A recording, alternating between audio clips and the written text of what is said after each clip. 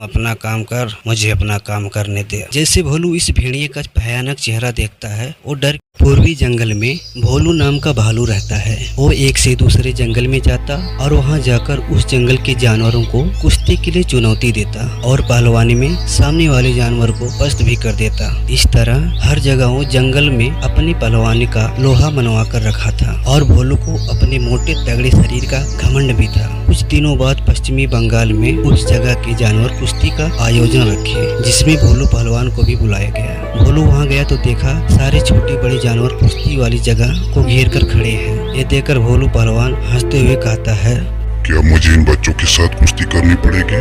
क्या इस जंगल में कोई और ताकतवर जानवर नहीं है जो मुझसे लड़ सके? ये सुनते ही इस जंगल का एक भालू सामने से आता है और कहता है, मैं लड़ूंगा तुमसे। अब दोनों में भीषण कुश्ती शुरू हो जाती है। कभी भोलू पहलवान इस भालू को पटकता तो कभी ये भालू भोलू पहलवान को पटकता। कुछ देर कुश्ती चलने के बाद आखिर में भोलू पहलवान जीत जाता है और कहता है, यहाँ पर मुझ जैसे पहलवान से जीतने का दम है किसी के पास नहीं है। ये बातें सुनकर उस जंगल के जानवर बहुत शर्मिंदा होते हैं। अब भोलू पहलवान की कुश्ती के बाद और जानवरों की कुश्ती होनी थी। भोलू पहलवान कहता है, क्या मुझे इन कमजोर जानवरों की कुश्ती देखनी पड़ेगी?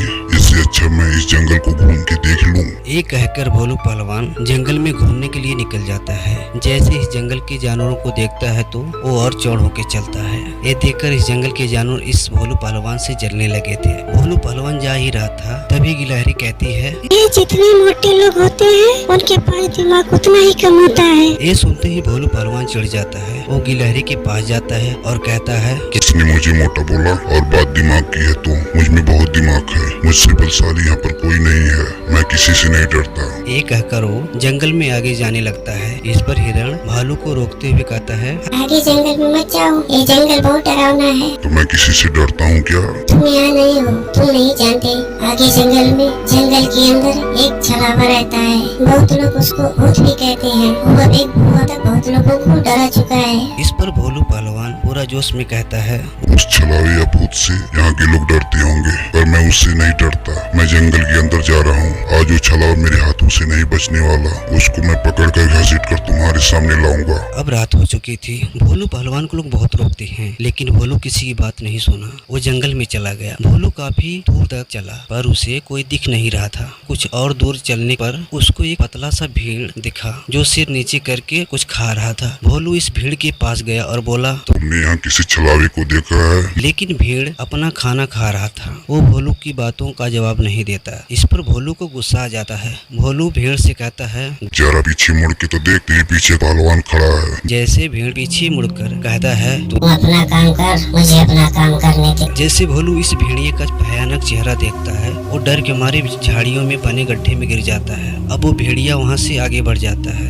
भोलू गड्ढे में गिरा था। उसको बहुत बेइज्जती महसूस हुई। वो खुद से ही बातें कर रहा था। लगता है वही छलावा है जिसके बारे में लोग बातें कर रहे थे। अब वो उठकर खड़ा होता है और कहता है, कोई भी हो पर वो आज मुझसे नहीं बचेगा। भोलू उस भेड़िया के पीछे जाता है। देखता है भेड़िया एक बकरी बन जाता है और वो एक पास के बने गुफा में चला जाता है। भोलू भी उस गुफा के पास जाता है और कहता है, इस गुफा से भागकर कहाँ जाएगा? अब भोलू गुफा के अंदर जाता है। गुफा में बहुत अंधेरा था कि लगा उसको उसके पैर में कोई काट रहा है। भोलू सोचने लगा, बकरी तो इस तरह नहीं काटती है। अब उसको लगा कि उसको चारों तरफ से कोई नोच रहा है। अब भोलू पहलवान भी अंधेरे में जो भी मिलता उसको उठा उठा कर पटक रहा था। भोलू भी बहुत जख्मी हो गया था। भोलू अब बस गुफा से बाहर निकलना चाह रहा था। वो किसी तरह लोगों से बचकर गुफा से बाहर निकलता है तो भोलू देखता है उसका पीछा करते हुए कुछ जंगली कुत्ते गुफा से बाहर निकलते हैं। भोलू समझ गया कि छलावा मुझे बेवकूफ बनाकर इस गुफा के अंदर ले गई थी। जब भोलू इन कुत्तों से जान बचाकर भागता है कि वो एक कीचड़ से भरे गड्ढे में गिर जाता है। गड्ढे में गिरने से वो कीचड़ कीचड़ हो जाता है। भोलू किसी तरह रात के अंधेरे में उस सुनसान जगह से उस तरफ भागा जहाँ इस जंगल के जानवर रहते थे। भोलू उस जंगल के पास पहुंचा ही होगा कि इस जंगल के पहरेदार भोलू पहलवान को रात को अंधेरे में पहचान नहीं पाए और उसको पास के तालाब में पटक पटक कर मारने लगे। भोलू चिल्ला रहा था,